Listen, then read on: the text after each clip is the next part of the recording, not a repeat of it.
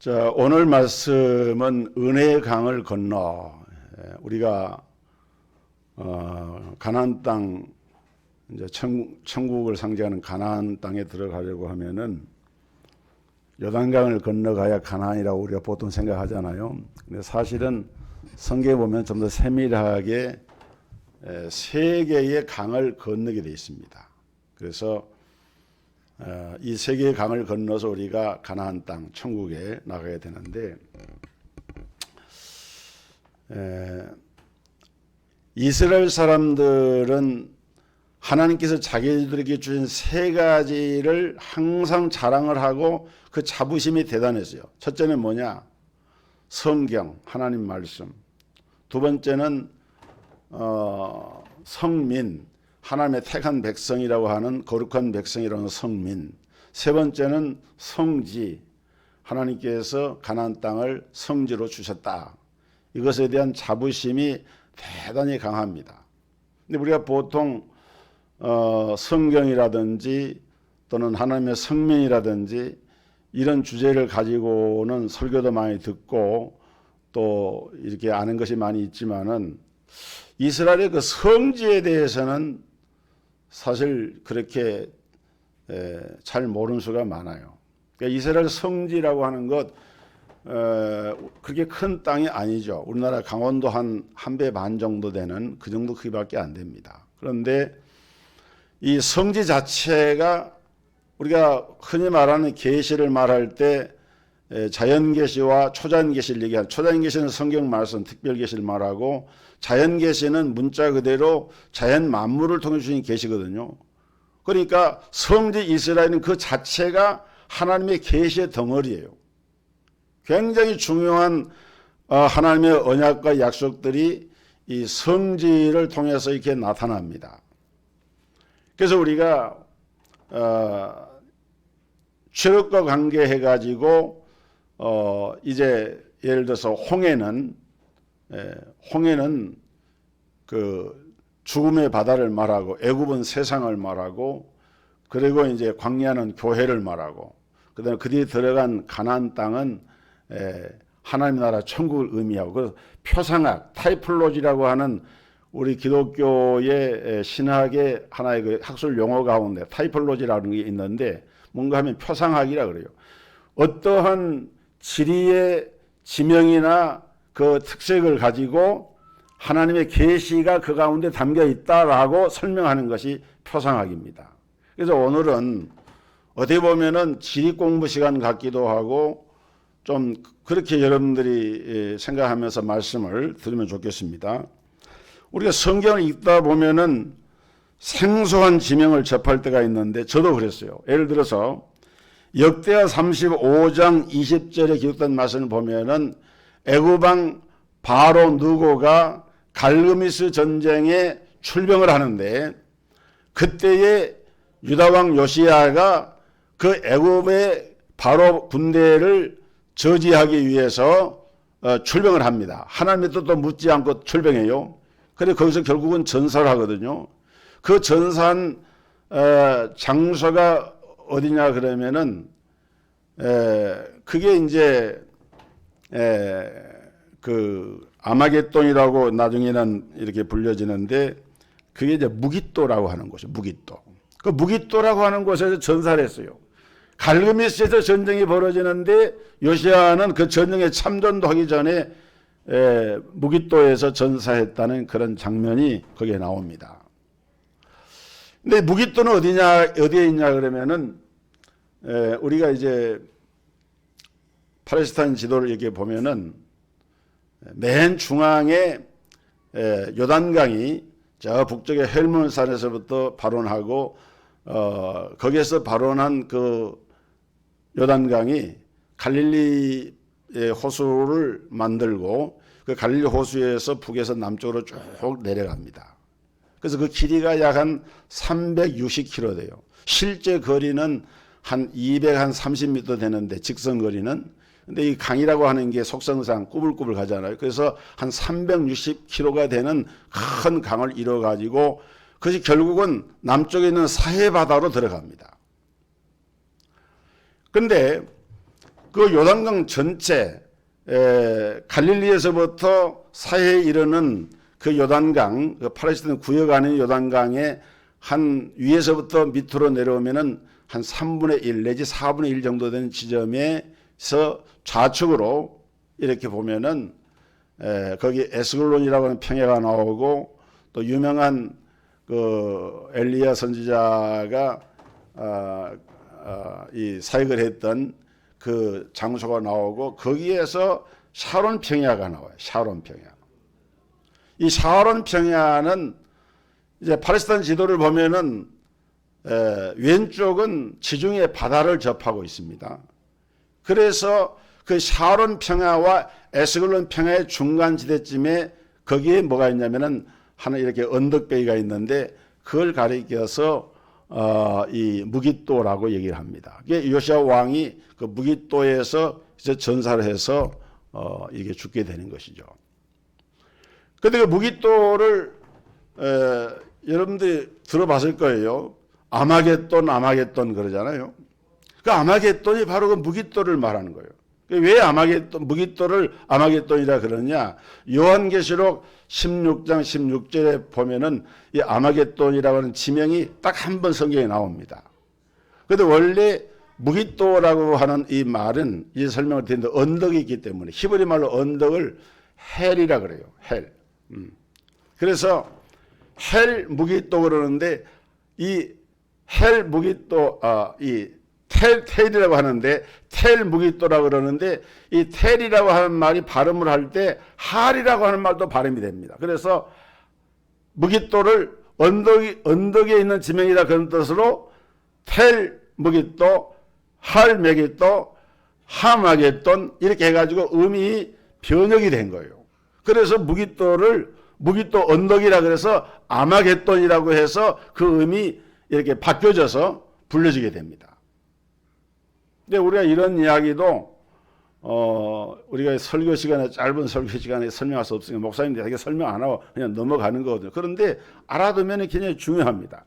그 다음에 거기에서 이제 이 갈그미스라고 하는 것은 어딘가 하면 갈그미스는 지금으로 말하면은 터키의 동남쪽 변경 그리고 이스라엘 북쪽에 있는 시리아라고 하는 나라와 국경을 이루고 있는 그 터키 경내에 있는 그 땅이 갈그미스예요. 우리 지도를 보면은 저 티그리스 강과 유프라테스 강이 그 시날 평지에서 발원해가지고 동에서 서남쪽으로 이렇게 흐르는데 그 가운데서 유프라테스 강이 이렇게 서남쪽으로 흘러서 그 강의 끄트머리 정도 되는 그 지역이 여러분이 잘 아는 아브라함이 원래 갈대아 우리에서 이제 하나님이 명령을 받아가지고 가나안 땅으로 갔는데 중간에 기착한 것이 하란 땅이었어요. 그 하란 땅과 이 갈그미스는 그게 멀지가 않습니다. 그런데 이 갈그미스는 역사적으로 굉장히 중요한 사건이 하나 벌어지는데 그것이 바로 주전 605년에 갈그미스 전쟁이 일어납니다. 그 전쟁은 무슨 전쟁이냐? 그 당시 북쪽에는 아수르 제국이 있었는데 언제나 이 중동 지역의 전쟁은 어떻게 일어나는가 하면은 저 신할, 바벨론이라고 하죠. 신할에 있는 세력과 남방 이집트 세력, 애굽의 이 세력이 애굽 세력은 북쪽으로 진출하려고 자꾸 위로 올라가고 신할에 있는 바벨론 지역의 제국은 자꾸 남하를 합니다. 그래서 북쪽의 큰 세력과 남쪽의 큰 세력이 부딪히는 그 장소가 뭐냐면 갈그미스고 무깃도는 그 갈그미스라고 하는 곳의 중간에 있는 지점인데 그래서 유대 나라는 항상 그 전쟁의 마지막 통로가 돼가지고 거기에서 많은 피해를 보는 그런 역사를 가지고 있어요. 그 605년에 역사적으로 보면은 이 유명한 전쟁이 일어나가지고 바로 누고가 이 갈그미스로 이제 출병을 하고 그리고 아수르는 이제 세력이 점점 약화되는데 아수르의 신흥 세력이 나타나요. 그 신흥 세력과 더불어 이렇게 싸워가지고 애굽이 패퇴를 하게 됩니다. 그리고 애굽의 이 아수르의 신흥 세력은 그때부터 아수르 제국이 이제 무너져 버리고 신바벨론 제국이 나타나요. 원래 바벨론 제국 역사에 보면은 고대 바벨론이 있고 신바벨론이 있는데, 고대 바벨론은 약 3,500년 전 지금부터 그때 번성했던 왕국이었어요. 그런데 그 왕국은 사라져 버렸고 이제 아수르 제국의 뒤를 이어서 신흥 바벨론 제국이 일어나는데, 이 신흥 바벨론 제국과 애굽의 세력이 맞붙은 전쟁이 갈그메서 전쟁이었는데, 이 갈그메서 전쟁은 중요한 결과를 네 가지를 가져옵니다. 첫째는 이제 말씀한 것처럼 아수르라고 하는 나라 자체가 이제 지구상에서 없어져 버립니다. 아수르 제국도 대단한 제국이었는데 아수르 제국이 없어져 버려요. 그리고 바벨론, 신흥 바벨론 제국이 이제 득세하게 됩니다.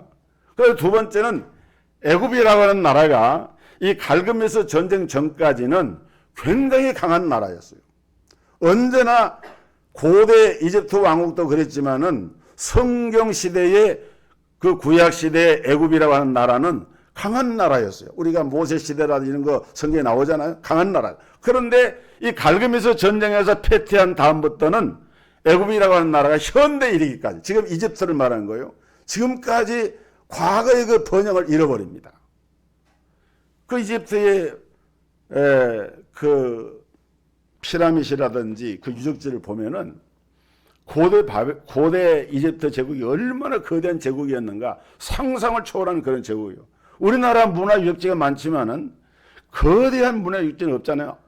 아주 아기자기하고 아름답고 이렇게 하지만은, 그런데 지금부터 3,000년 전, 4,000년 전에 어떻게 저 넓은 평에다가 여러분 돌 하나가 큰 집 한 채만큼 합니다. 그런 돌을 수천 수만 개를 가져다가 탑을 쌓아서 만든 게 그게 피라밋이거든요. 그게 상상을 초월. 그런데 그런 이 이집트가 이 갈그메스 전쟁에서 더 이상 힘을 얻지 못하고 그때 이렇게 쇠퇴한 다음부터는 다시금 일어나지 못하게 된 겁니다. 그 다음에 또 한 가지 중요한 역사적인 것이 뭐냐 그러면은, 유대 나라가 이 갈그메스 전쟁을 통해서 결국은 망하게 되는 거예요. 자, 605년에 갈그메스 전쟁이 일어나는데 유대 나라가 패망한 것이 주전 586년입니다. 그러면 불과 20년밖에 안 돼요.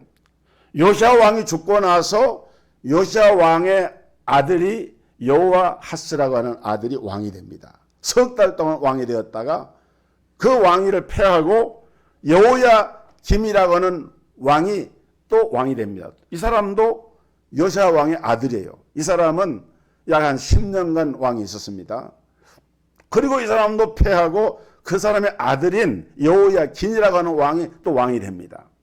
그리고 여호야긴 다음에 맨 마지막에 시드기야. 이 여호야긴은 여호야김의 아들이니까 여호아하스나 여호야김은 다 요시야 왕의 아들들이에요.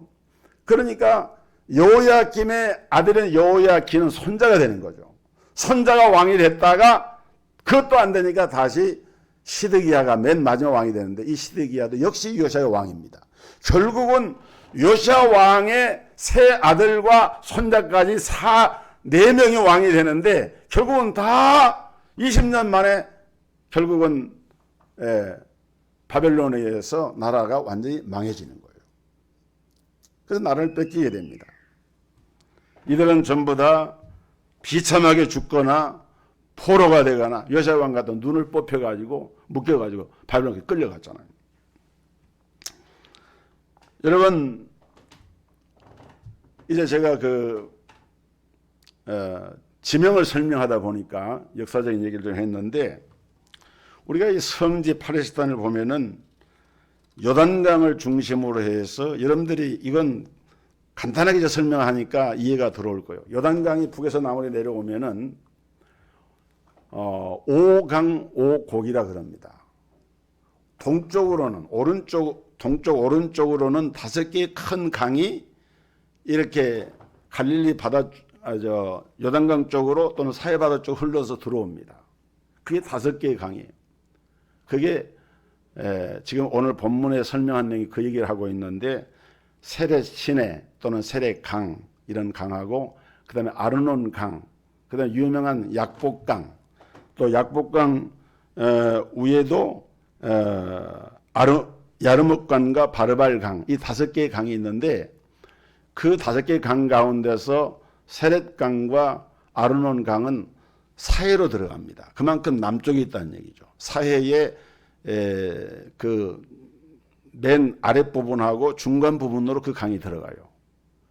그리고 이제 그 위로 이제 약복강은 한 중간쯤 되는 곳에 있고, 그 다음에 그 위로 2개의 강은 사실은 아랍 나라의 강들입니다. 그래서 나만 장군이 요단강에 가서 몸을 씻으라 하니까 우리 아랍 나라에도 바르발 강도 있고, 그 말이에요.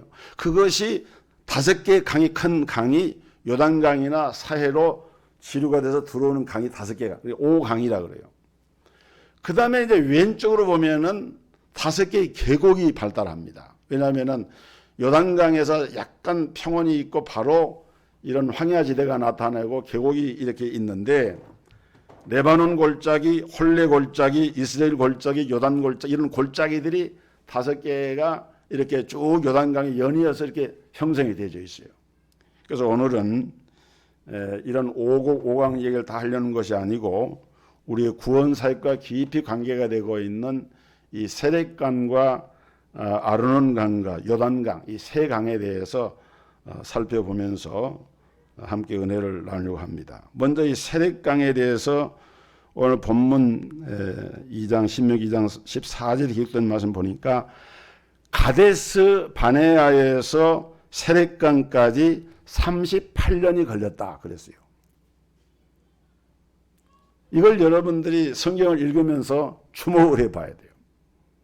가데스 바네아에서 세렛강까지 오는데 38년이 걸린 거예요. 그럼 가데스 바네아는 어떤 곳입니까? 가데스 바네아는 출애굽한 지 2년이 채 안 됐을 때, 2년 가까이 된 거예요. 출애굽해가지고 1년 정도 되었을 때는 호렙산에 가서 율법을 받고 훈련을 받고 거기서 다시 이동해가지고 가데스 바네아로 오기까지가 약 2년이 걸린 거예요. 그런데 성경의 기록에 보면은 민수기 14장 34절에 기록된 말씀을 보면은 너희는 그 땅을 정탐한 날수인 40일의 하루를 1년으로 쳐서 그 40년간 너희의 죄악을 담당할지니 너희는 그제서야 내가 싫어하면 어떻게 되는지를 알리라 하셨다 하라. 여러분, 가데스 바네아에서 이스라엘 백성들이 모세의 지도를 받아가지고 정탐꾼을 가나안 땅에 보냅니다.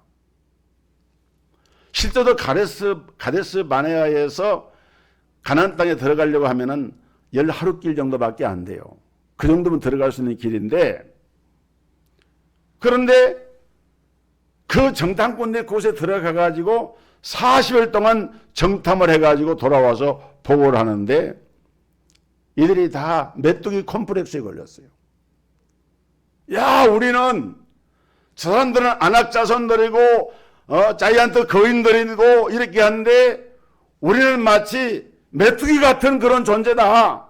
우리는 그들에게 들어갔다가 하면은 저들에게 땅은 고사하고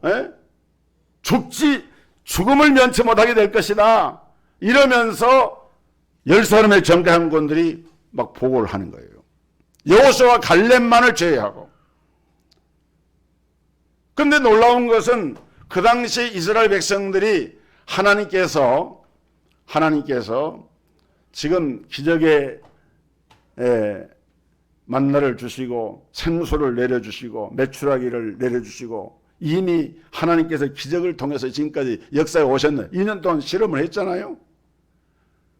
그런데 가데스 바네아에서 돌아온 정탐꾼들의 그 말을, 여호수아와 갈렙의 말을 받아들인 것이 아니라 이 사람들은 소위 말하는 산불, 불신앙, 불신, 불평, 불만, 이걸 그냥 가지고 지도자의 말을 듣지 않고 원망하고 막 불평을 하면서 불평을 막 쏟아낸 거예요. 그것이 카데스 바네아 사건. 그래서 하나님이 그 백성들이 가나안 땅을 정탐한 날수가 40일이기 때문에 40일의 하루를 1년으로 계산해서 너희가 40년 동안 광야의 길을 행하게 될 것이다 라고 그때 말씀하신 거예요. 무서운 말씀이죠.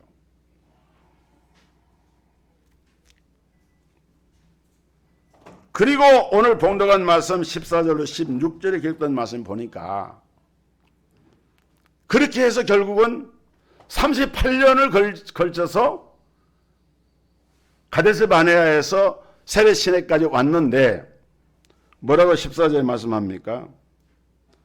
그 시대의 모든 군인들이 여호와께서 그들에게 맹세하신 대로 진중에서 다 멸절되었나니 그랬어요. 출애굽할 때 20세 이상 된 남자 장정들은 이미 이 세례 시내를 건너기 전에 이들은 전부 죽었어요. 하나님이 진노의 막대기를 쳐서 죽은 사람도 있고 질병으로 죽은 사람도 있고 또 나이가 많아서 늙어서 죽은 사람도 있고 어쨌든 출애굽한 20세 이상 된 소위 군인이라고 이렇게 불려지는 용사들이 그 38년 된 그 세례 시내가에 이르는 그때 실제는 40년이 가까이 된 거죠. 그때에 이들은 군인들은 다 멸절이 되었다. 죽었다. 그렇게 사람들은 세례 시내가를 건너지 못한 것입니다. 여러분 이것은 무엇을 의미하는가 하면은 하나님께서 애굽을 처분한 거예요. 애굽은 옛사람을 상징하고 세상을 상징하는데 그때까지 하나님의 은혜로 광야 생활을 하면서 훈련을 받고 했지만은 이 사람들은 세례 시내를 더 이상 건널 수 없는 하나님께서 더 이상 그들을 존치할 수 없는 그런 존재로 아시고 그들의 생명을 하나님이 거두어 가신 거예요. 이것의 영적인 의미는 무엇이냐? 오늘 우리가 하나님의 나라 요단강 건너서 그 천국에 들어가려고 하면은 구습을 쫓는 우리의 옛사람을 벗지 않으면 안 된다. 에베소 4장 25절에 너희는 유혹의 욕심을 따라 썩어져가는 구습의 옛사람을 벗어버리고 오직 너희의 심령으로 새롭게 되어 하나님의 의와 진리의 거룩함으로 지으심을 받은 새 사람을 입으라. 새 사람을 입지 않으면 이 세례 시내를 건너갈 수가 없다. 그래서 이 세례 시내는 애굽을 청산하는 것이고 옛사람을 청산하는 것이에요. 여러분 갈라디아서 2장 20절에 사도 바울이 그런 고백을 하죠. 내가 그리스도와 함께 십자가에 못 박혀 죽었나니 그런즉 이제는 내가 산 것이 아니요 오직 내 안에 그리스도께서 사신 것이라. 이제 내가 육체 가운데 사는 것은 나를 사랑하사 나를 위하여 자기 몸을 버리신 하나님의 아들을 믿는 믿음 안에서 사는 것이라. 오직 그리스도가 우리 안에 오셔서 그리스도가 내 안에 거하시는 오직 그리스도의 영성을 갖지 않으면은 세례 시내를 건너지 못한다. 이것을 교훈해 준 것입니다. 여러분, 그래서 우리가 하나님의 인도를 받기 위해서는 옛것을 과감하게 버리셔야 됩니다. 지금 우리나라도 우주선을 지금 공나로도에서 발사하려고 지금 준비하고 있다는 얘기를 들었어요. 굉장히 중요한 일이죠. 근데 우주선은 보통 보면은 로켓 이 추진 연료기가 3단계로 분리가 됩니다. 이게 분리가 돼야 그 무게의 중력을 이렇게 뚫고 이것을 이제 목표하는 지점으로 갈 수가 있는 거예요. 이게 분리가 안 되면은 더 이상 앞으로 가질 못해요. 우리 영적인 것도 마찬가지입니다. 우리가 신앙생활 하면서 하나님의 사람들이 하나님의 나라를 향해서 나아갈 때에 무겁고 얽매기 쉬운 죄의 짐들을 벗어버려 애굽에 있는 것 청산해야 돼. 불평, 불만, 불신앙 이런 것들이 우리의 신앙을 가로막는 그런 요소를 착용하고 있을 때에는 우리 믿음이 결코 하나님이 원하시는 믿음으로 자라갈 수가 없는 거예요. 오늘 사랑하는 성도 여러분, 세례강의 은혜는 나의 옛사람이 그리스도와 함께 죽고 오직 내 안에 그리스도만이 거하시는 오직 예수 그리스도의 은혜를 상징하는데, 이 은혜를, 이 세례강의 은혜를 누리시기를 주의 이름으로 축복합니다. 이 은혜를 누려야 돼요. 두 번째로 아르논강에 대해서 말씀을 합니다. 이 아르논강은 아까 말씀했죠. 세례강은 사해바다의 밑지점으로 들어가고, 아르논강은 지도에 보면은 그 사해강이 엄청 커요. 여러분, 갈릴리를 얼마나 큰지, 땅은 팔레스타인 땅 자체가 크지가 않은데 갈릴리 호수가 얼마나 크면 그 사람들은 그걸 바다라 그랬거든요. 그 사람들은. 그런데 우리가 실제로 보면은 사해는 갈릴리보다 2배 이상 더 큽니다. 그 면적이. 거기에 담겨 있는 물 수량도 그렇게 많고. 그래서 그 세례강에 의해서 아르논강은 사해강의 한 중간 정도로 이렇게 이제 연결해 들어오는데, 근데 이 아르논은 강이라기도 말하기도 하고 성경에 계곡이라고도 말하는데, 여러분 그 미국의 그랜드 캐년 같이 이렇게 깊은 이런 그 능선 골짜기가 이렇게 발달해 가지고 물도 흐르고, 그 후에 최근엔 댐도 만들어서 이게 물을 더군다나 그 물량이 줄어들었다 그러는데, 어쨌든 그 물이 그렇게 흘러오는 것이 그 아르논 강이에요. 근데 우리가 이 아르논 강이 중요한 이유는, 아르논 강을 건너면, 여러분 설교 시간에 들어보셨죠? 예를 들어서 도피성을 이렇게 세울 때 6개의 도피성을 두는데, 요단강 동편에 3개이고 요단강 서편에 3개예요. 그 우리 흔히 생각하는 요단강을 건너가야 가나안 땅이고 거기에 이스라엘 땅이라고 생각하는데 그게 아닙니다. 원래 요단강 건너기 전에 동쪽에 그 모압 지방, 뭐 쉽게 표현해서 모압 암몬 지방 이 지역의 일부 그 땅들이 하나님께서 주셨어요.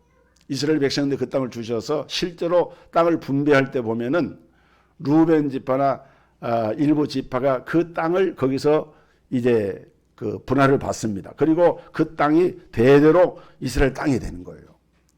그러니까 이 아르논 강은 경계가 뭐냐면은, 루벤 지파가 나중에 배정받은 땅이 바로 그 아르논 그 계곡 강의 경계에서부터 시작이 되는 거예요.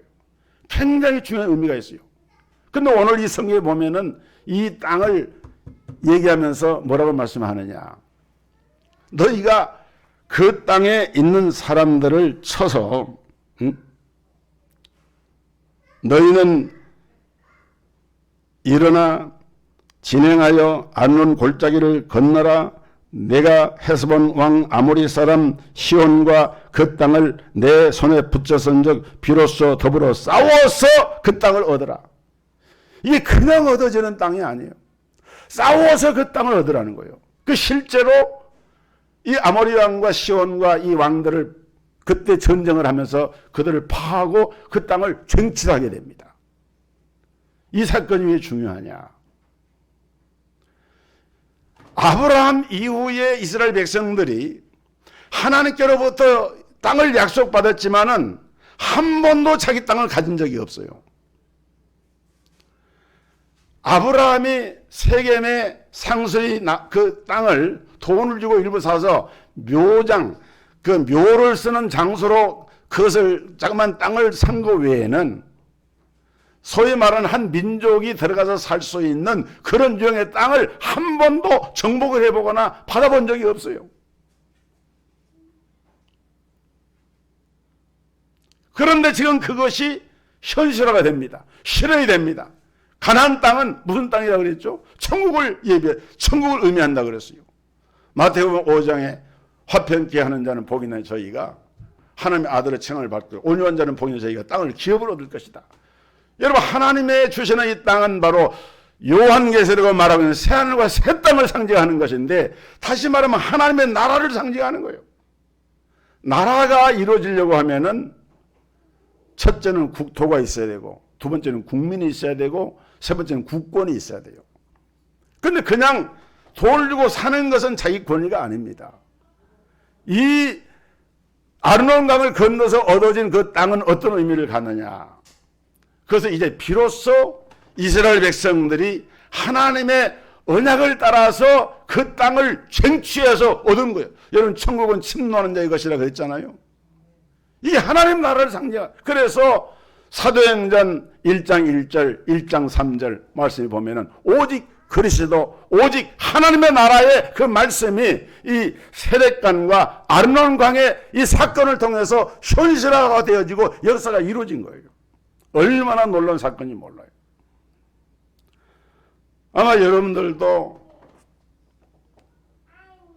생전 땅 한 평 갖고 있지 못하다가 내가 내 땅을 내 이름으로 샀다. 그러면 얼마나 그것이 기분이 좋고 좋겠어요.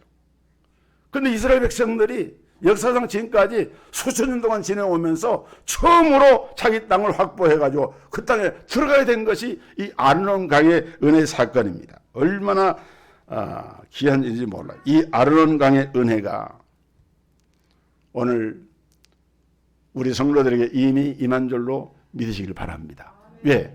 하나님의 나라는 여기 있다 저기 있다 할 것이 아니고 너희 마음에 있느냐. 이미 예수 그리스도를 내 마음에 구원을 주는 영접한 우리 성도의 심령은 하나님의 성전이 되고 하나님의 나라가 된 거예요. 이것을 우리가 누리는 거예요. 이걸. 세 번째로 우리가 살펴볼 강은 요단강입니다. 성경에 보면은 요단강은 기적의 강이에요. 요단강에서 엘리야가 겉옷을 들고 강물을 내리칠 때 강물이 갈라졌습니다. 엘리야의 종 엘리사가 자기 스승의 일곱 갑절의 영감을 받아서 돌아올 때 엘리사도 그 겉옷을 가지고 강을 칠 때 강물이 갈라지는 역사가 일어났어요. 여러분 여호수아 영도하에서 제사장들이 법궤를 메고 그 요단강 건널 때 지금 꼭 이때입니다. 보리 모맥을 추수하는 때라 그랬거든요. 그러니까 그때는 요단 그 팔레스타인의 이 지리에 보면은 비가 많이 내려서 물이 창궐할 때이기 때문에 요단강이 평상시에는 물이 수량이 작다가도 이때는 물이 거대한 강이 됩니다. 그러니 그 강을 건널 수가 없는 거예요. 그런데 하나님께서 법궤를 맨 제사장들이 그 법궤를 맨 채로 발을 들여 놓으라. 제사장들이 하나님 명령을 따라서 발을 들여 놓고 그렇게 했을 때 물이 위에서부터 쌓이기 시작하더니 더 이상 물이 안 내려옵니다. 그래서 그 사이로 이스라엘 백성이 건너는 거예요. 여러분 생각해 보세요. 300만이 넘는 백성들이 그렇게 큰 강도 아닌 그 강을 건너기까지 제사장들은 법궤를 맨 채로 그 땅에 그대로 서서 있어야 돼요. 그 나중에 그 땅을 건너서 너무 감사하니까 그 강에다가 기념비를 세우고 그 육지로 당도해가지고 그곳에다 또 12개의 돌을 그 강에서 돌을 취해가지고 거기에다가 또다시 기념비를 세우면서 그거를 기념을 합니다. 이게 요단강이었어요. 그리고 더욱 놀라운 것은 요단강은 마태복음 3장에 보면은 여러분 마태복음 4장에 예수님 마귀의 시험을 당하시고 공생애를 처음 시작하시죠. 그리고 마태복음 3장에 끝에 보면은 예수님께서 요단강에 세례를 받으러 가셔가지고 세례 요한에게 세례를 요청하니까 내가 도리어 당신께 세례를 받아야 되는데 어찌 내가 세례를 드리겠습니까? 아니다. 이렇게 하는 것이 하나님의 의와 뜻을 이루는 것이다. 그래서 예수님이 세례 요한에게 세례를 받고 물에서 올라오실 때 하늘이 열리고 하늘에서 음성이 나면서 성령이 비둘기처럼 임했다고 그랬어요. 여기 요단강을 우리가 흔히 죽음을 의미해서 찬송가에도 요단강 건너가 만나리 그래서 죽음을 많이 의미하지만은 물론 그 의미도 성경적인 의미예요. 그러나 좀 더 우리가 성경 전체적인 맥락을 본다고 하면은 가나안 땅을 최종적으로 정복하면서 건너간 이 요단강은 성령 충만으로 말미암아 이루어지는 하나님 나라가 최종적으로 완성되어지는 그 강이 바로 요단강이다. 그래서 성령 충만하지 않고는 오순절 마가의 다르반의 역사가 나타났던 사도행전 1장 8절에 오직 성령이 너에게 임하시면 너희가 권능을 받고 예루살렘과 온 유대와 사마리아 땅까지 이르내 증이 되라는 그 말씀이 성취되어진 그 장소가 바로 요단강이었다. 예수님의 성령 세례는 오늘 우리 믿는 성도들이 받을 성령 세례를 예표한 것이었어요. 오늘 말씀을 정리합니다. 오늘 봉독한 말씀 25절에 오늘부터 내가 천하 만민이 너를 두려워하게 하리라. 하나님께서 세렛강과 아르논강과 요단강을 건너서 하나님의 약속의 땅으로 나가는 오직 그리스도, 오직 하나님 나라, 오직 성령의 이 언약을 붙잡고 나가는 하나님의 백성들이 주신 약속입니다. 오늘부터 내가 너희를 담대하게 해서 세상의 어떤 세력도 너희를 두려워하게 하리라. 이것은 하나님의 성령 받은 성도들에게만이 주시는 하나님의 약속인 것입니다. 여러분, 오늘 이 은혜를 다 누리시기를 주님의 이름으로 축복합니다.